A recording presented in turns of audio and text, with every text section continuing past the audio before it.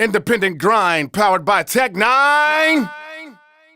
All right. I want to bring back a personal experience for the first question before we start this.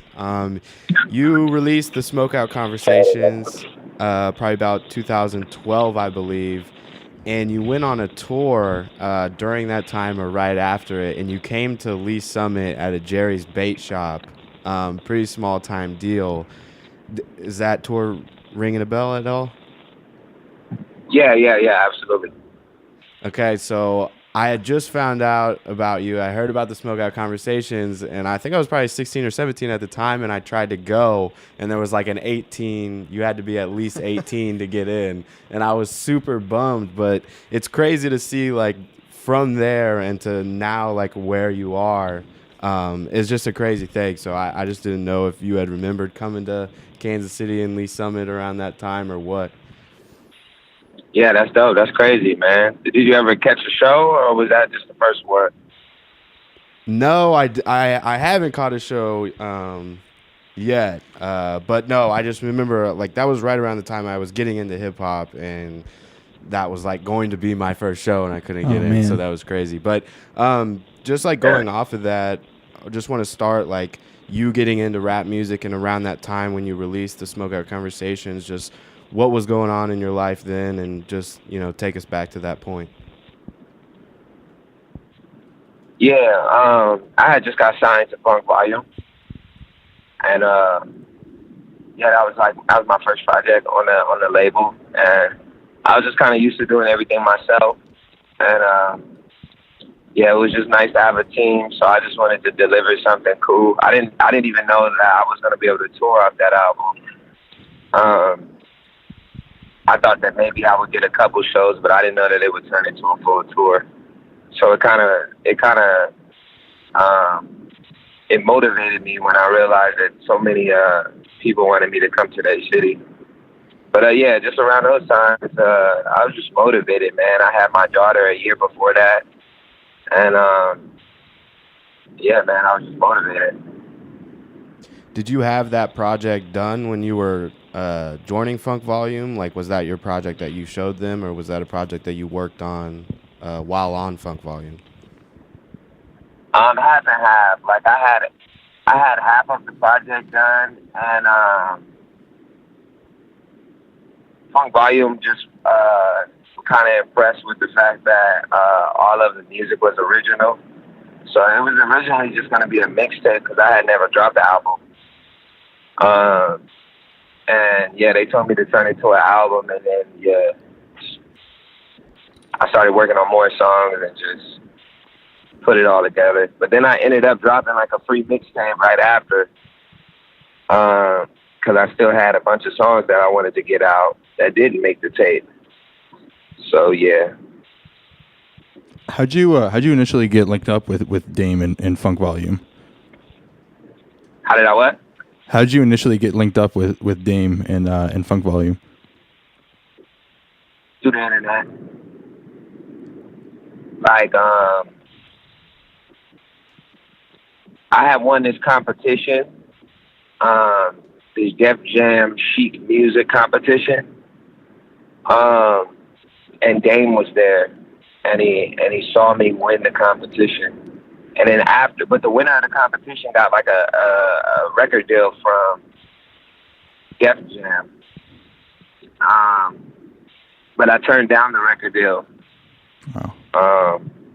And then I had seen the big homie had showed me like Hobson's video online and shit, and told me that Dame had reached out to him, and then that's just kind of how we made it happen. Can you kind of speak on you wanting to stay independent and not join a major label? Yeah, I mean, I just wanna live my life and do my thing. I don't really have any expectations. I just been moving at my own pace. I enjoy making music. I just want to be creative and make money off of it. But money don't make you rich. So I'm not like trying to jump to the biggest check, or I don't believe in handouts. So I think, yeah, like Alec talked about, that was his first introduction with you with that tour and that tape. Mine came a little later. I was a big Golden Age fan. That was sort of when I first got hip to your music. And I'm just curious, sort of one of my favorite songs on that is Welcome Home. And I feel like a lot of times in hip hop, like, fatherhood and stuff doesn't come up too much. And so that was one of my favorites. I'm just sort of curious now, like, what was your father's reaction to hearing that? And like, how's your relationship with him been after that? It's a little weird, but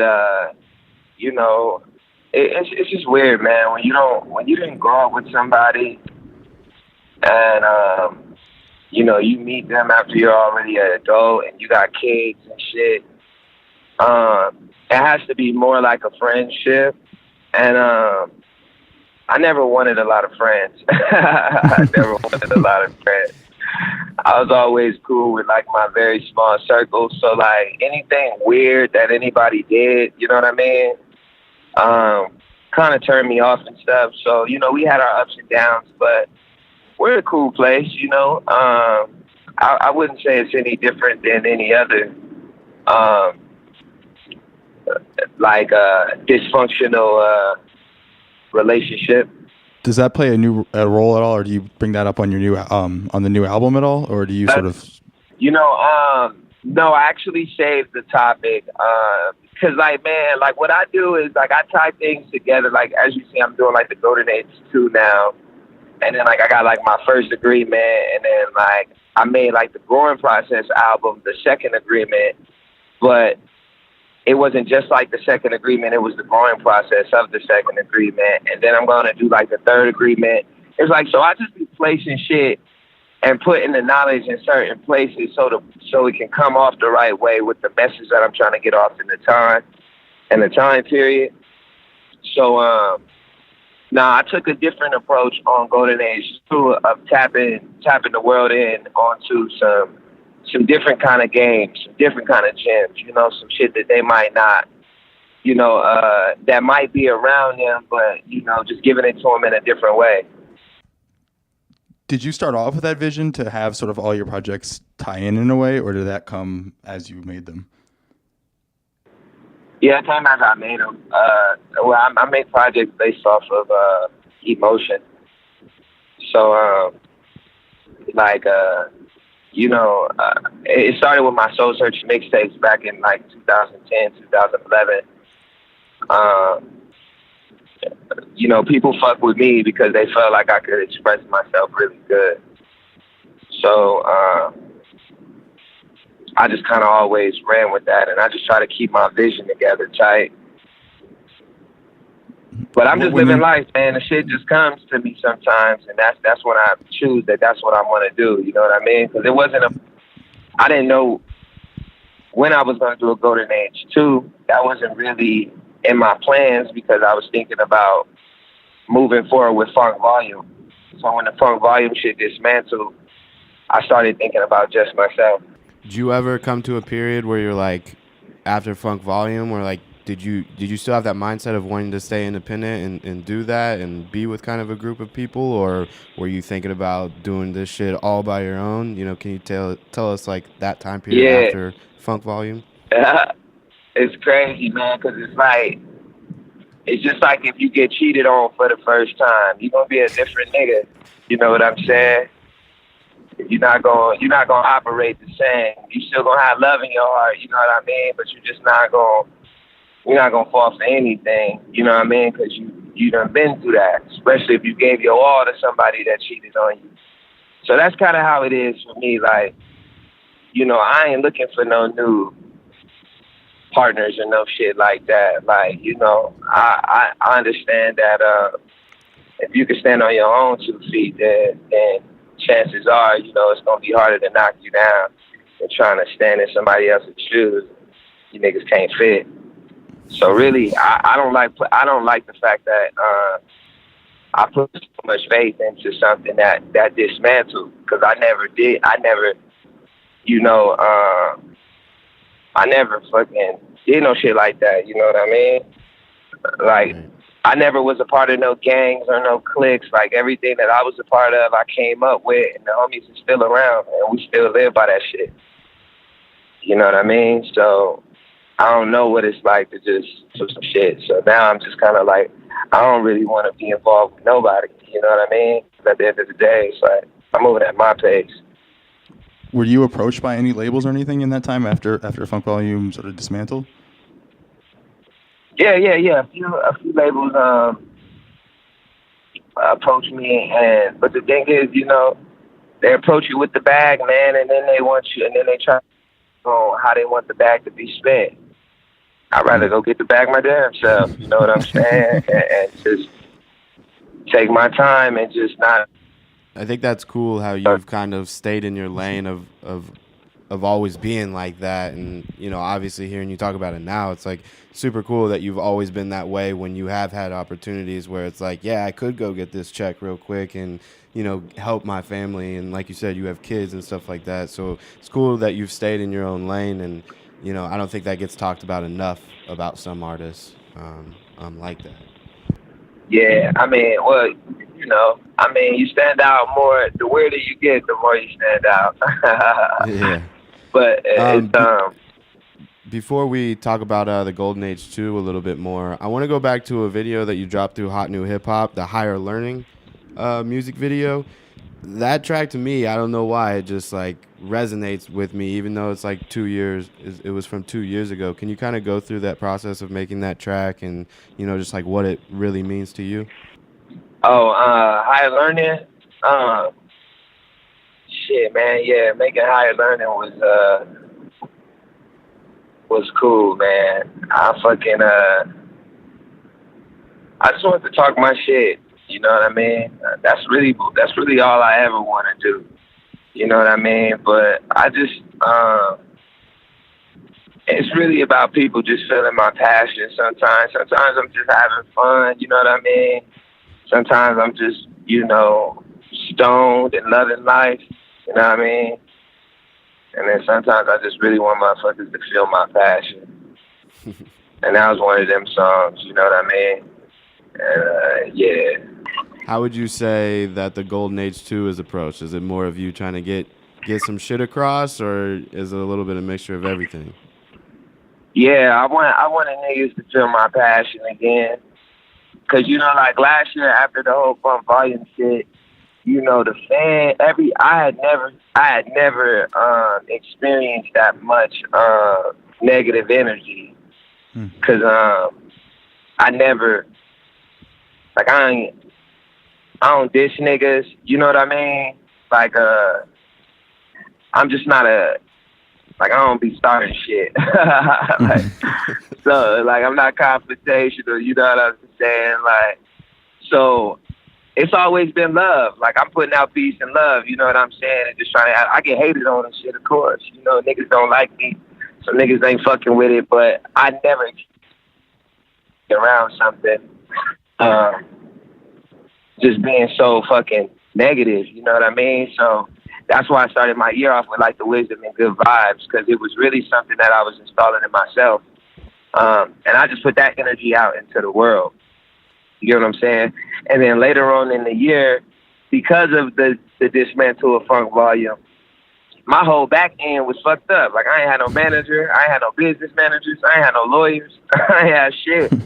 Yeah. So I had to get all of that shit back in order. And it was really hard for me to just tie in and talk about what I was going through, because I was still going through it. Mm-hmm.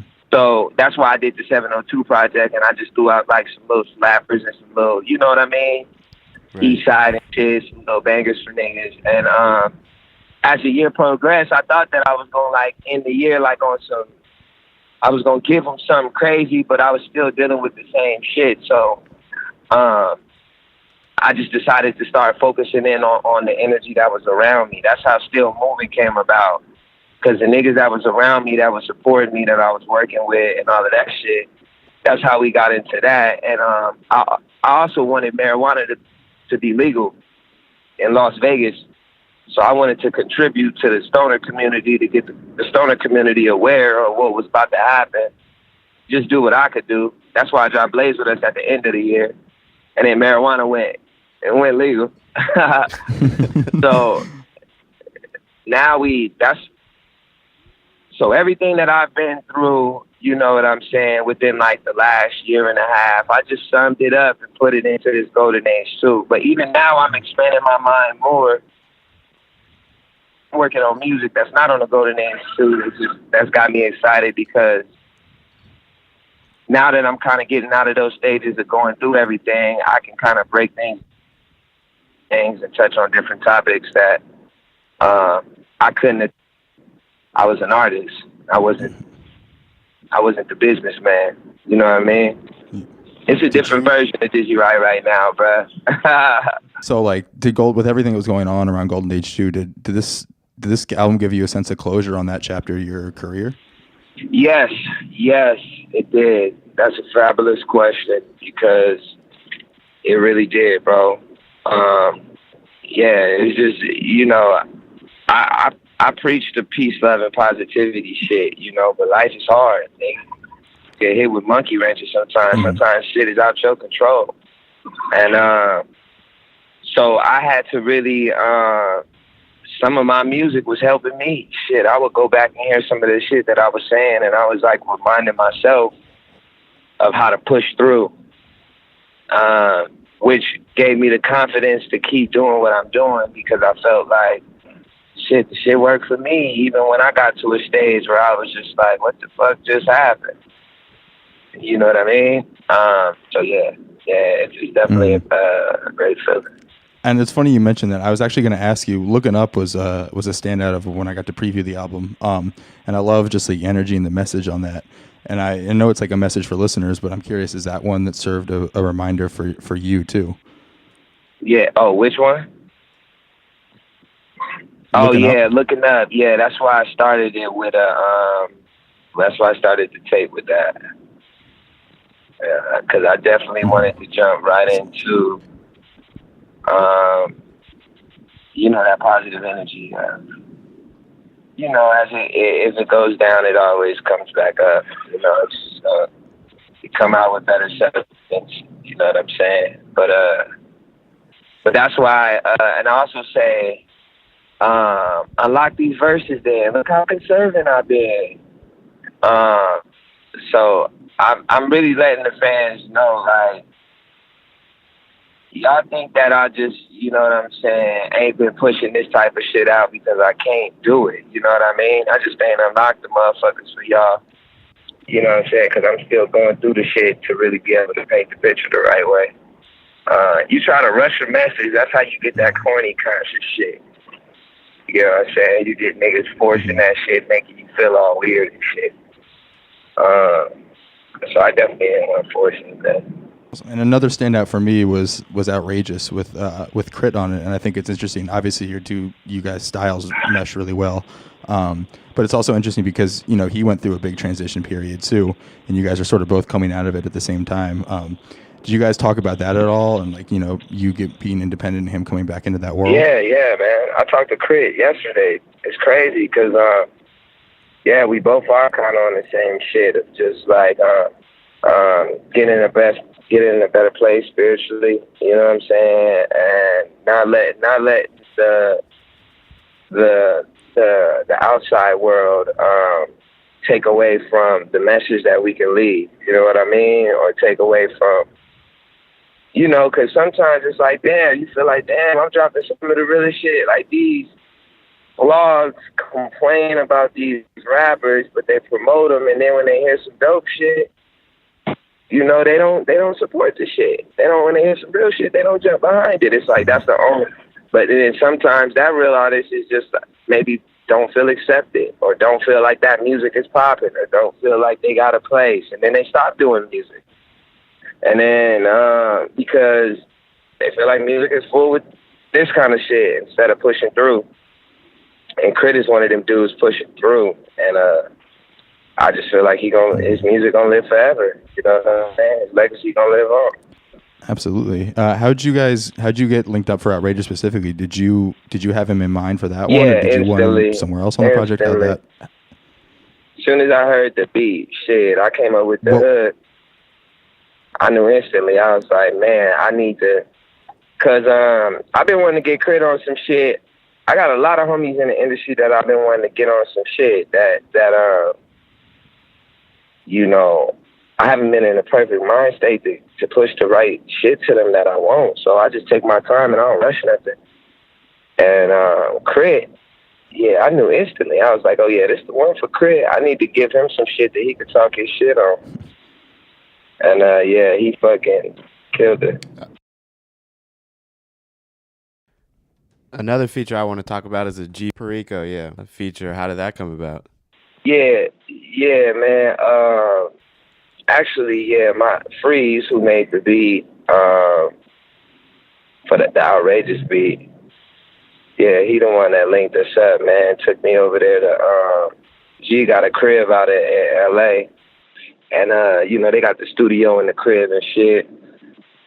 And yeah, I just went over there, man, and like, you know, they got their whole little family over there. They So Way Out family. It's like, you know, I wouldn't call it a clique. I'd call it a family, you know. But, you know, it's just kind of like,